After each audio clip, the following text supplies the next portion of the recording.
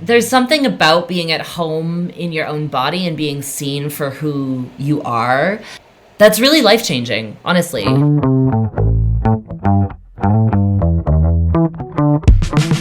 Welcome to the Unruly Podcast. My name is Kaylin Otto, and I'm your host. Together, we'll traverse all things travel. But I always talk about travel magic because it happens if you leave some space for it. Activism. So we can see that these ideas of oppressing animals developed very closely with our ideas of oppressing people and women. Alternative living. Who we are is nature. Who we are is creativity. Who we are is power. And more. The system hates a rebel. I just like to encourage everybody to keep being their beautiful, unique, individual selves. All right, let's get unruly. Hello, and welcome to this absolute sanctuary of an episode. We are right on the cusp of the holiday season, so I'm sure that y'all are also feeling the way too muchness of it all. So many of us experience family issues, maybe body issues, overconsumption, and it's just so overwhelming. So in today's episode, we want to bring you the opposite of that. We want to bring you queer joy, embody euphoria, and alternative world, family, and business building. We also tackle topics like fat tax and fast fashion, which are applicable all year long. Now, swinging back around to that queer joy, I have to let y'all know that we still have spots open on our 2026 trip to Finca Ganadito in the Osa Peninsula of Costa Rica. I've talked about the details a lot in the introductions of the past couple episodes, so you can go back and listen, but this trip is all about embracing alternative living, building in-person community, and my favorite, sea turtle conservation work. We're sometimes told that it isn't all fun and games, but on these trips, we aim to do just that. We reset our nervous systems together through somatic movement, play, outdoor adventures, hands-on volunteering, and honestly, being inspired by each other. When you travel with us, you know that your money is going to small, locally owned, vegan, queer, woman, and indigenous-owned businesses. This makes us different than a lot of other group trip companies, and we want to make travel as accessible as possible, so we offer very customizable payment plans. Additionally, every time you join one of our group trips, part of your trip fee goes directly to our Agua de Sapo scholarship, where we take a queer or trans traveler on a trip with us completely cost-free. If you're interested in applying for that scholarship, stay tuned because we'll be sharing more about it in January. And if you're interested in joining me on one of these epic adventures, be sure to check out the link in the show notes. In this episode, you hear me reference a recent trip to the Amazon of Peru. It was one of the best trips of my life. No joke, I've traveled a lot, and if you're following me on social media, you'll see that I was completely in love with it.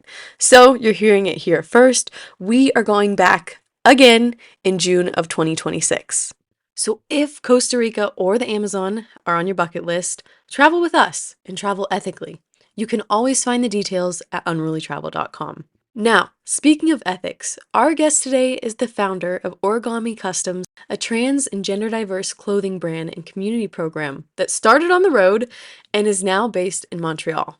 Their work has been featured in hundreds of major publications such as the New York Times, Teen Vogue, BuzzFeed, and more. In addition to their garment production and mutual aid, they've been an international speaker on gender affirmation, ethical labor practices, sustainable fashion, and trans-integral business practices. They draw on their impressive background in sociology, experience in the fashion industry, and trans healthcare advocacy work over the past 15 years to pull it all together. Without further ado, here's Ray Hill.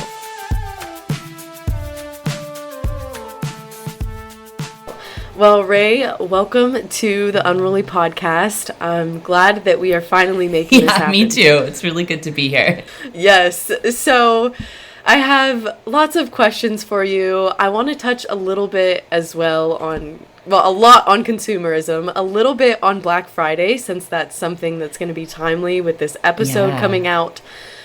But my surprise question for you is there one item of clothing or garment that has been like your ultimate favorite and has inspired the work that you do? Oh, a bonus question right out of the gate. I like it.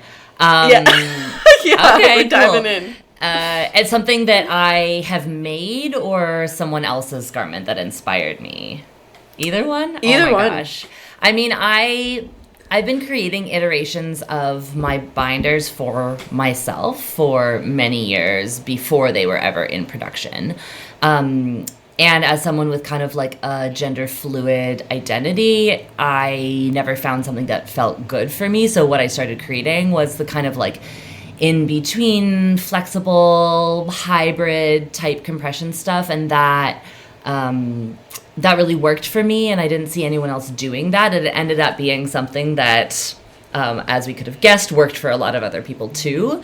But that designing that for myself inspired a lot of the other ways that I thought about the like getting rid of the binaries even within gender affirming garments and the way that we conceptualize like what products are for who. I'm wondering too, when you're saying that, if you've noticed that even in like the queer community or like these gender fluid spaces, we end up creating box in that as well, like social boxes. And then we're like trying to fit into those, or we're trying to fit other people into those. This has been so much a part of my work, is like not trying to, what I say, like race to the bottom in terms of fashion. Like a lot of people design like unisex stuff, which is just like, what is the most like plain beige boxy shit we could ever imagine? It's like, no, there can be creativity and it doesn't have to be like for trans men, for trans women. Like we're just recreating those like gender stereotypes. That didn't work. Yeah. I want that.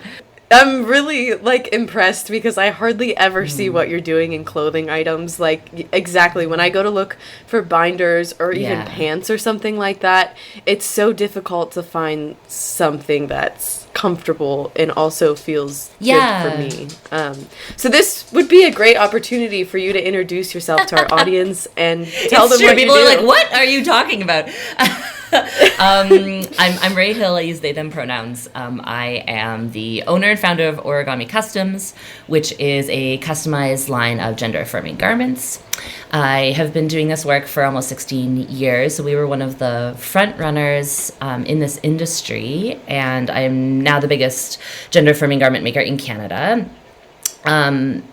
It's really important to me that everything was made ethically from the very beginning. So I have a team of queer and trans people here in Montreal that I have personally trained to customize all of these gender affirming garments to people's measurements. So everything is hand sewn here in Montreal, and all of the money and the profits from the company go back into like living wages and gender affirmation healthcare for the people who are making the garments.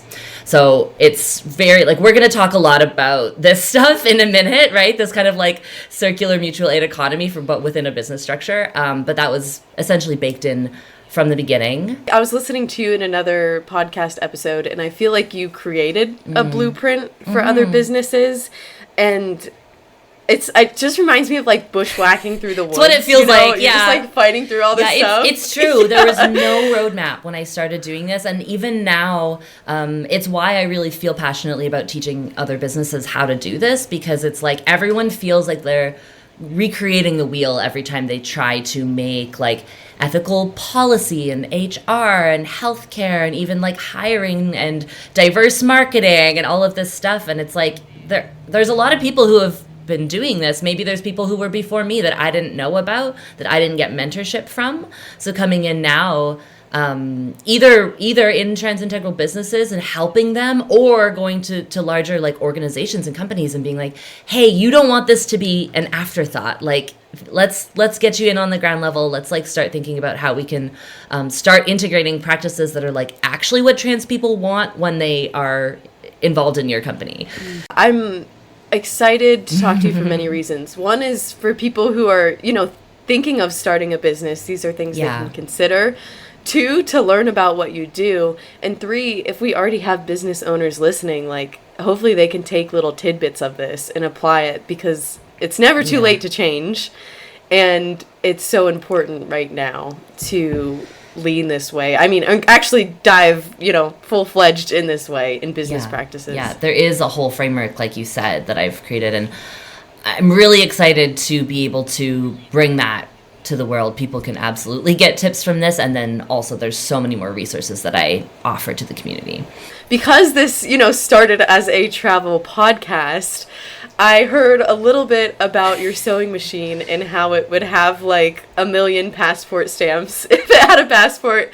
And I would just love to know just a little bit like how travel was intersecting with your business as you started this absolutely. We have to go back many years. I moved to Honduras straight out of high school, basically. I was 18 when I moved there, and that's where the business started. My ex-wife and I, we owned like an importing beachwear, and we were doing this whole beach scuba thing, and that was our community. So there was like tons of people who needed to buy swimwear that was going to hold up to them being like in the water all day. So we were importing stuff, and then we got to this problem, which is what everyone encounters when they're buying swimwear and lingerie, is like, I don't feel good, things don't fit me, they don't make things in my size, I'm in between sizes, and I'm someone who's a self-taught sewer. I've been doing this like since I was like, as soon as I could get my hands on my mom's sewing machine, I've been sewing for myself. It runs in my family. Everyone sewed their own clothes. And so I had this particular skill set of being able to create custom patterns and alter designs. And so I started making swimwear for my community. I started selling it in the shop, and it did really well. From there, I started in Etsy. And the ball kind of just got rolling from there. I spent almost 6 years on that island.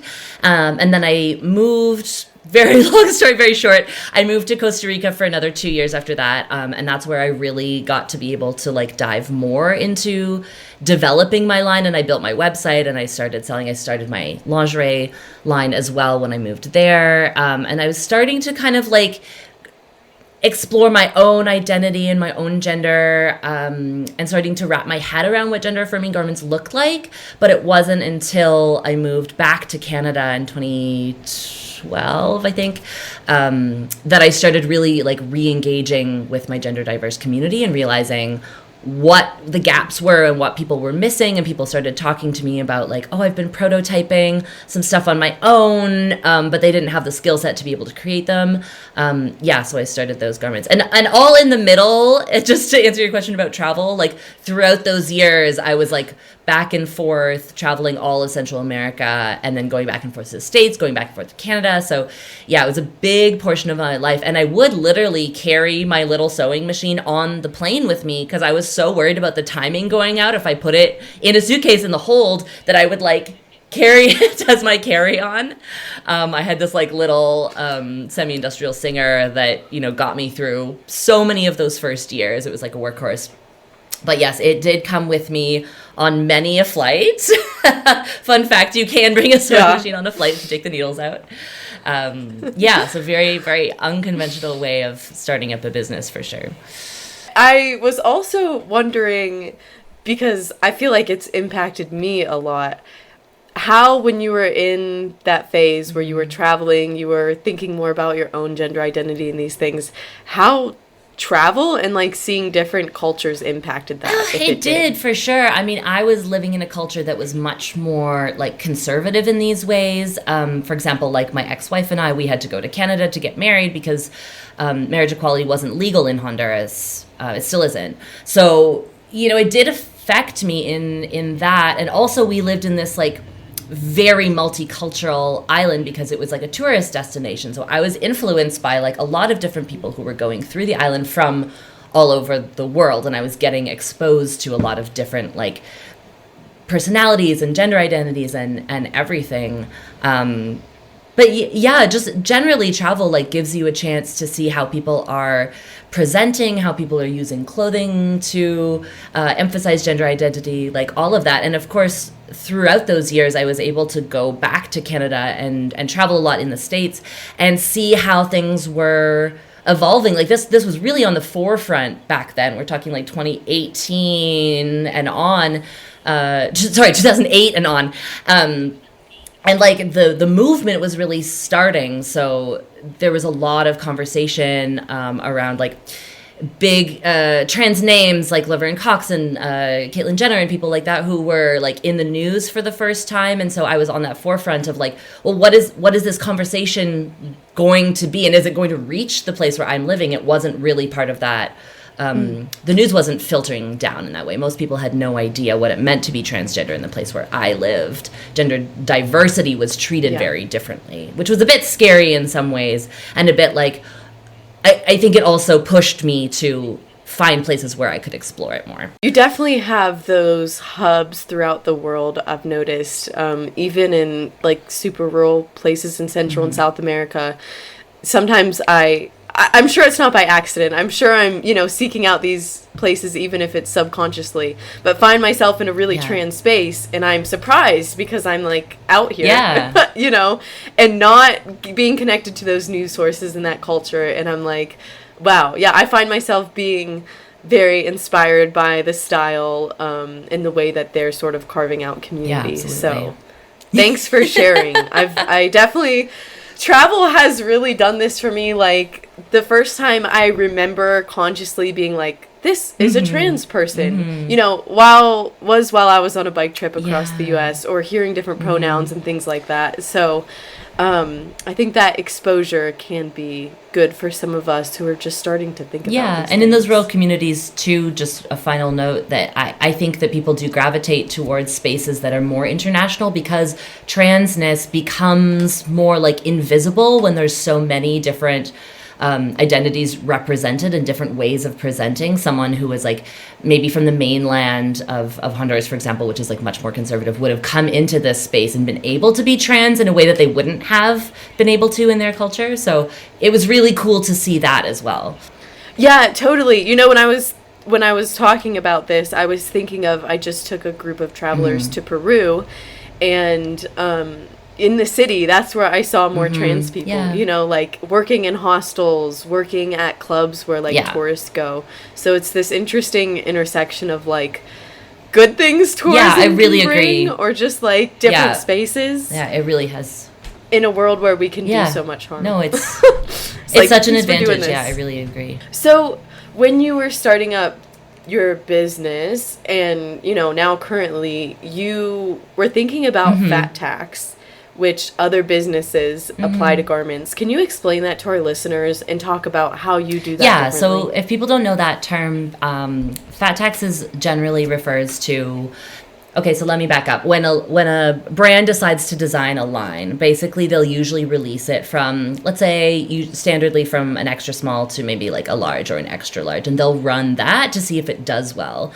Those are generally the sizes in a brand that sell the most, and so to get their money's worth, they're not going to develop a larger size range if they don't know that it's going to sell, which means people are left out at those sizes. And if they develop that range, that plus size range, it's branded differently and usually marked up to a higher price point, because in their minds, they're using more fabric, so why wouldn't that go into the price? So that's what we call a fat tax. And it's built into the way that patterns are designed, the way that things are made, the way that collections are sold. It's really pervasive throughout all aspects of the fashion industry.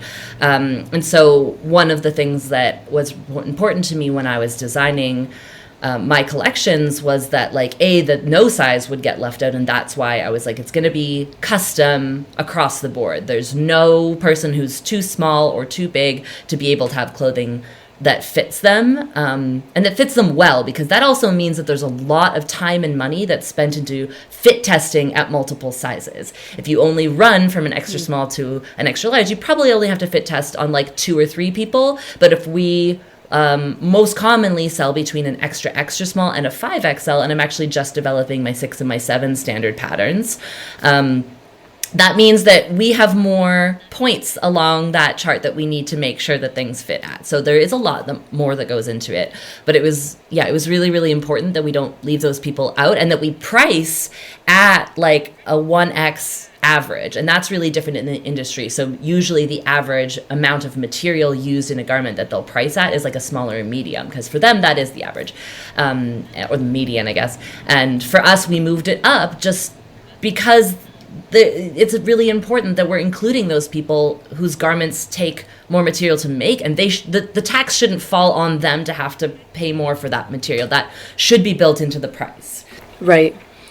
And do you know the history or just like the facts about how brands, like what they're just using as their standard? Because I'm just thinking back to like, it's applicable now, but back to when I was a kid, you know, and you had like the magazines that had like celebrities on the front, and they zoomed in on their cellulite, and this person went to 6 to 7. Yeah. Or, you know what I mean? Like, there was so much emphasis on being so thin, and there still is in many ways. And so I imagine that most listeners and most people don't think about like the standard size that people are going off of, and who even decided that, because that seeps into our culture and into our brains that like this is how we should be, just based off of what we see in a clothing So that store. actually comes from the direct-to-runway pipeline. So basically, if a designer, usually a high-end designer, is going to show a line on a runway, all those garments are built in sample size. And if someone applies to be a model who wears those garments, they have to be very, very close to sample size, and the garment is adjusted to their measurements, but only a little bit. So sample size is usually between a 0 and a 2.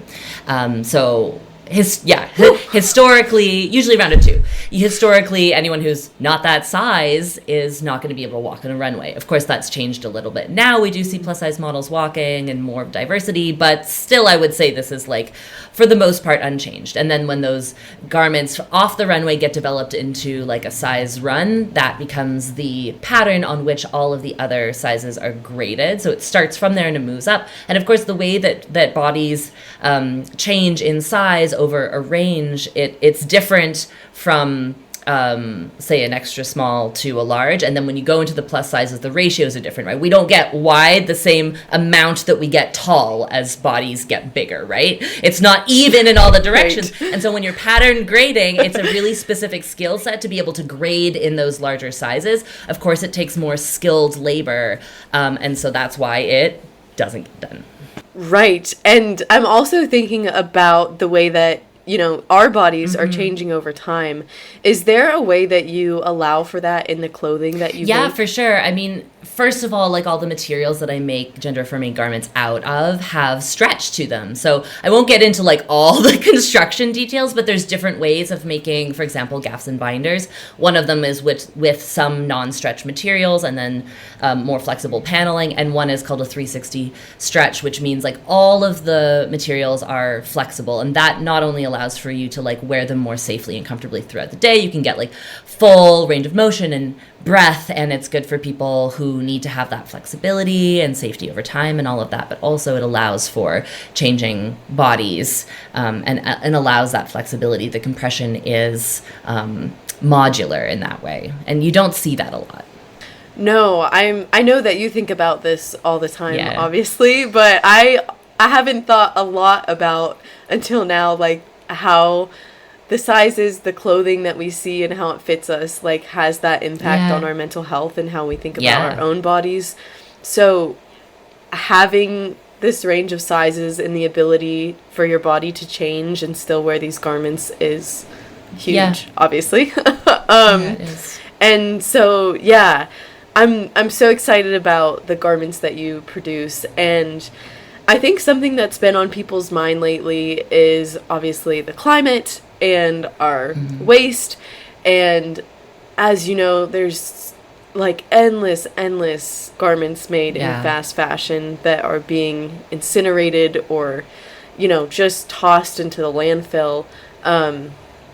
But what you're making is so personal and so, you know, made to last longer. I'm wondering if you have any thoughts, because you have programs where you can bring these garments to people who otherwise wouldn't be able to afford it. But I think some of us are stuck in this mindset like, I can't spend this much money on a garment, and instead I'll buy this crappy piece 7 times. And we don't realize over time, like, it's the same price. So I'm wondering if you could speak of course. to that. It's hard. I mean, we all get stuck in that cycle, right? It's like, especially when we have this scarcity mindset and there's fear everywhere right now. Like, we just want to be able to have, like, instant gratification for sure, and also the affordability in the moment.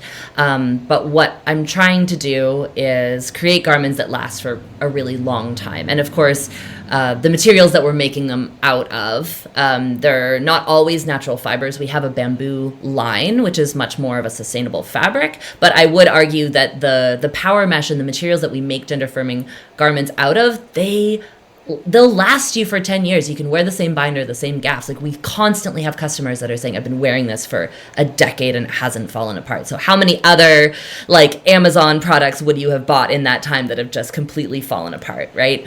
And with the custom sizing as well, like, you're going to get a garment that actually fits you. Like, we take the time to custom pattern each garment for each person. We think about, I train each of my employees to think about the person. We get, like, information from them. We get notes from them about how they want to feel in it, what they want to use it for, how they want to exist in the world. And we're conceptualizing that from start to finish. So this product is in one person's hands right through the whole process. So they have eyes on, like, how is it going to move? How is it designed? Can we modify things to make it more accessible, easier to wear, better for what they're using it for? All of this stuff that, like, of course you're not getting when you're buying a mass manufactured garment.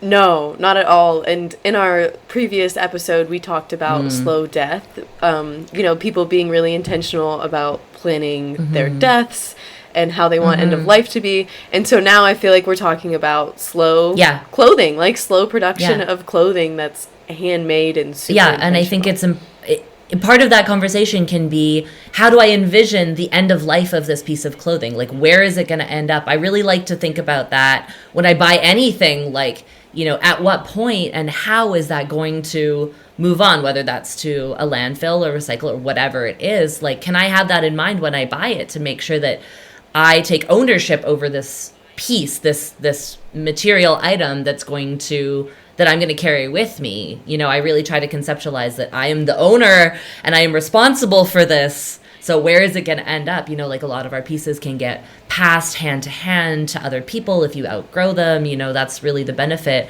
As well, like, we can always go in and alter things, and other people can make alterations to the garment. So, as people change or they want a different style or design or whatever, because of the way that we make things by hand, it allows us to go in and know how to make those changes. Yeah, that's beautiful. I hope that listeners can take that away. Like, anytime they make a purchase, whether it's with you or at the grocery store, whatever, like, imagining how that garment or item will end up. Like, can it be custom changed if they need it to? Like, how can we buy things that have long lifespans? And I was thinking while you were talking, when I just went to Peru, we visited with this indigenous village, and before we went there, our local guide briefed us, like, it's in this really beautiful area in the Amazon, but you're going to see trash outside of people's houses, just, like, thrown on the ground. And he's like, it's not because people are not thinking about it, the concept is different. They're like, this is ours now. And we're not just going to throw it in a landfill where no one can see it and pretend like it's not ours. Like, we're taking ownership over of this, so we're keeping it around until there's something else to do with it. And that is a bit shocking to people, I feel like, maybe in Canada or the US, where you're like, trash, get rid of it. Yeah, put it out of sight. Like, there was blast into oblivion. Yeah, there's a responsibility there of, like, I made the choice to bring this into my life and now I'm owning it. Which is something that many of us don't have to think about. Disposability really culture. Should be thinking about. Yes. Well, you are doing business differently in a capitalist society that, I don't know, I feel like it's more and more pressure on us every passing day and every passing moment, but you're still holding strong with your values. And what does it mean to you to live anti-capitalist while you're still stuck in this system? I mean, you're asking me, this is a very poignant time, I think. Like, it's a struggle. It's really, really hard right now, especially because so much of my work is with trans people directly, and also working with organizations who support gender diverse people across the world. We're in a moment where a lot of the funding for those programs have been dropped, and we really, really struggle to get by. Our margins are super, super slim. If we can still provide healthcare for 8 employees, that's amazing. We're doing great. Anything above that, that's a bit of a long shot right now. But yeah, there's no compromising on that. There's no going back from the decisions that I made at the beginning. Things are going to be produced ethically. People are going to get a living wage. People are going to get health care. You can't just change that at this point when that's how this was built. And I like to say that there's an aspect of mutual aid in what I do, because it's I have this kind of oxygen mask theory of you have to take care of the people who are making the garments, who are at its core first. And that for sure includes me, and I sometimes forget that. And before you can have that ripple out to the people who you're manufacturing for. And I think that gets missed in the way that people create anything right now on scale. Of course, I don't think that we can ever really truly claim mutual aid. This is a for-profit company, and so I don't think that framework really applies. But those are the values that I try to bring into how we do decision making, how we do HR, how we do policy, how things are marketed, how we price things. And so I grew up in that culture. I've had trans people around me. I've been involved in nonprofits that I've seen the way that works, and trans people are so amazing at supporting one another outside of normal capitalist structures, because we don't get a lot of the benefits that other people do of living in these societies, right? We're often left out of employment, out of healthcare. Often we don't have family structures that are supporting us in the same way that cis straight people do. And so we've had to support one another. And so it's okay, yes, this has to be a business, because there has to be, we have to have money coming in to do all the things that we want to do. But how do we do that with heart? And so it does take this, it's really kind of a mind fuck. You kind of have to really turn everything on its head and think about how things have been done in the past and why they've been done that way, and what values and ethics are embedded into those processes, and then kind of turn it on its head and be well, does that actually resonate with us? Is that actually what we want? In our company, when we make decisions, even the people who have manual labor jobs have a seat at the table, and we make decisions together collectively. If I bring something to my staff, say I've got this really cool idea in mind for a community day, or some marketing that I'm excited about, I'll bring that to everyone and get feedback, because they have viewpoints and experiences that I don't have that are super valuable to me. And so for someone in a manual labor job, that's kind of unheard of other places, but we operate more with this intentional communal framework that I haven't really seen in other places. And I would also add, I just feel queer people in general, I don't even want to say it's a superpower, because it's, like you mentioned, forced in so many ways, but have this ability to completely erase all of the things that we're taught we're supposed to do, and be how do I feel? And how can I express how does this feel for me? And obviously. That's the beautiful thing about, queer and trans people. I mean, and if people are listening and they don't have queer and trans friends, they're not immersed in that community, it's almost hard to explain. But there's so much beauty in it, and you're bringing that into business, which is what amazing. I think it boils down to is somewhat of a responsibility to one another. There's a lot of empathy there. I don't think that we can exist without that, because especially right now, it's so hard to just exist. And we can't go on without supporting one another, or without trying to understand what it's like to be in other people's shoes. There's no way forward with that mindset anymore. And I mean, bringing it back to your business, you have programs where you get garments to people who otherwise couldn't afford it, and have this mutual aid built in. Yes. Could you tell us a little bit about I'm those so programs? excited to tell you about this. I've been working on it a lot lately, because it's so needed. But it started about 7 years ago, so about halfway through my career. we started working with one organization in the States who was getting gaps and binders out to people who couldn't afford them. And I thought, that's amazing. Like, not everyone can buy at the ethical price point.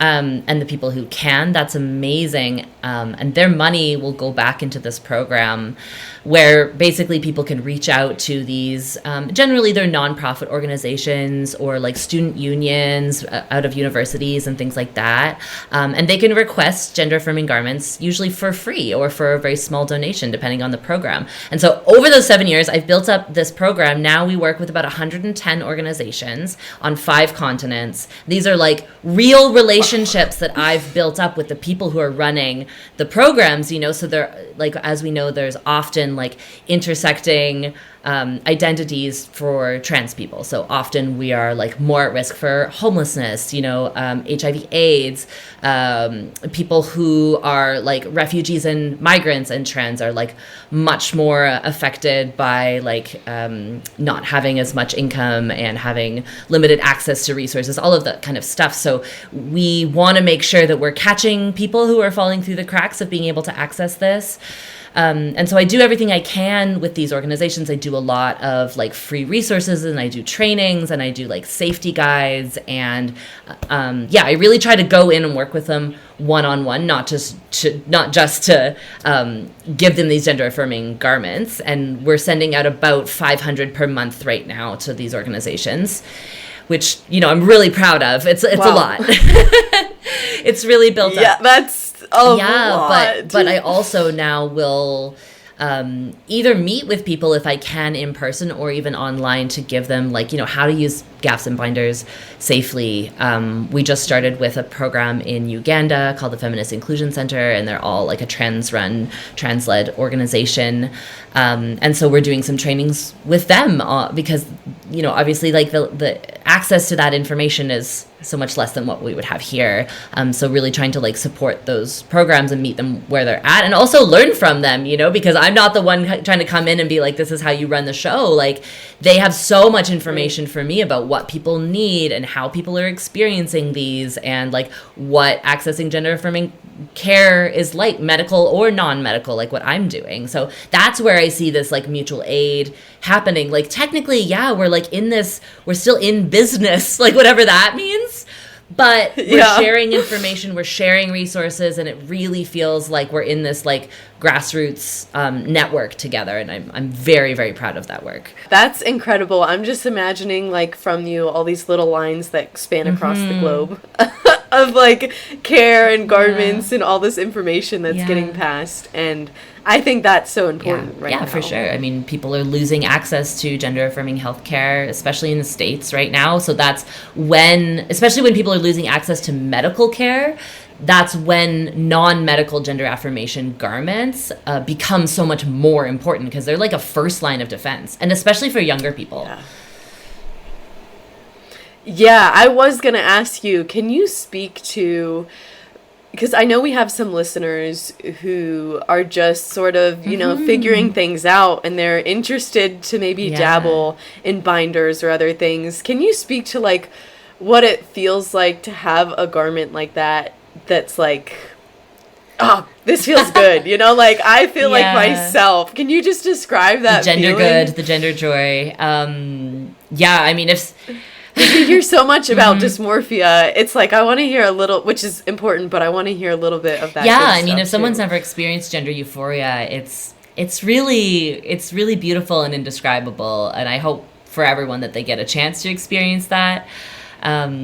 There's something about being at home in your own body and being seen for who you are that's really life-changing, honestly. You know, I've experienced that, and I'm very, very lucky to live in a community and have a friend group that, like, you know, doesn't bat an eye when I want to present differently or use a different name or pronoun or anything. But not everyone has that privilege, and finding safe spaces, being accepted for who you are, like, that is, it's nothing short of life-changing. And of course with what I do, but if people are finding that through other aspects of gender affirmation, whether that's even just like going to a thrift store and picking up a dress for the first time and wearing it around your own house, you know, there's small acts that defy those gender norms and that we can start to play around with, because it should be fun and it should be creative, right, at the core. And I think there's so much fear right now that, like, and I know I feel this personally, there's not that creativity that we might have felt in previous years. And so it feels more like this, like, need to hide, need to protect, need to have safety. And we want people to have access to those garments. But I wish for a world in which, you know, trying things on, fashion is so amazing for that. You can try things on and not commit to something more serious. And binders are really amazing as a tool for that, to see how that feels. And that might lead someone down the road to consider top surgery. It might not, you know, but being able to just see what sensations come up in your body, see how it feels, and see if there are other people around who can reflect that joy back to us. Because being in community in that joy, I think, is so much more important than experiencing it just on our own. Yeah, I thought of two things while you were talking. One is that when I'm wearing garments that feel like truly good to me, I feel like I can be more present. I'm not like, oh, this looks weird, this fits weird. I'm not like, my brain's not pulled in 20 different directions about blah. And then also, since we are recording this on Halloween, I went to my first Rocky Horror Picture Show. Oh, wow. This Congratulations. Welcome to the cult. That's so good. Yeah. Thank you. I'm like, if this was every week, you know, every 3 days, I would be there, because I experienced that euphoria that you were talking about. And so, you know, people will be listening to this after the fact, but it's just something to look for in their community or look for next year. Because I just felt like that was a space where that, like, the wacky, the weird, the queer, the whatever was just so completely celebrated. And the fashion in the film is like... Yeah, and the way that people dress up. Beyond. I mean, Montreal has a big community around this. We've been running the live show for 50 years. This was the anniversary this year. And I agree, there are spaces, this is a great example, where it's like, this is a time when people can experiment and go all out and be in a community that's like reveling in that, like, overt, like, the sensuality and the sexuality is really a part of that, but it's also like the gender joy, you know. There's obviously, it's kind of like a problematic fave, and there's like things that we can critique about Rocky Horror, but I do love it for that, like, community sense. And you see people experiencing that for the first time when they go and being like, wow, I didn't even know I could be like this, right? It's giving me like a boost just thinking about being there. Like, you nailed it. I would encourage listeners to try it out if you haven't gone yet, and see if you get addicted as well. So this is our little Halloween bit, but when this comes out, we're going to be closer to Black Friday. And we've had episodes before where we're really diving into that bit of consumerism and boycotting things, but I would love to know, like, what Black Friday brings up for you as a business owner and as someone who's in the world yourself consuming things, and how you sort of do this differently. Yeah, I mean, it's gotten so big in the last few years, and I understand, like, small businesses are really hurting right now, and everyone's really trying to compete. This is one of the things that they feel like they have to participate in to be seen, to get their message out. But it's become like a whole month now, and small businesses, like, we don't have have room in our margins to be able to, like, slash things half off. Like, you know, I stopped participating a few years ago now, because it was like, you know, if people are finding me, it's for really specific reasons. And of course I want to be able to, like, offer discounts and sales whenever I can. But, there's no way to be in that world where it's like, how cheap can I get this product? Because, like, why are you getting it so cheap? Like, a company that's selling something half off is still making money off of that. Let's just say it that way. Whereas like I wouldn't be. So there's no way to be engaged in the same way. I want to find people who come to me because I resonate with why they want to be buying ethical handmade garments, and I want them to know the people who are making the garments. I want them to associate that, and like I know everyone's hurting and everyone's struggling right now, and so we do try to like obviously cut them breaks whenever we can.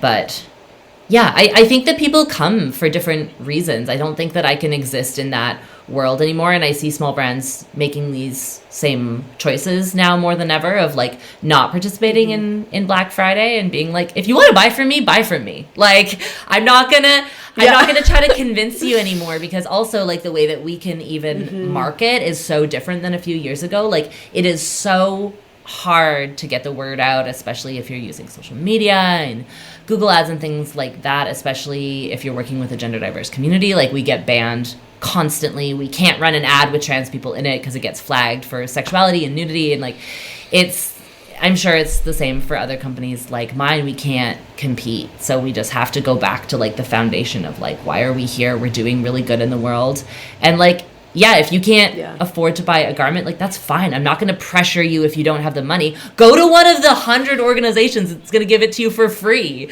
You know, like, if you have money, buy it. If you don't, just get it for free. Like, it just makes sense to me. But like that, there's no space for a concept like that in mainstream consumerism.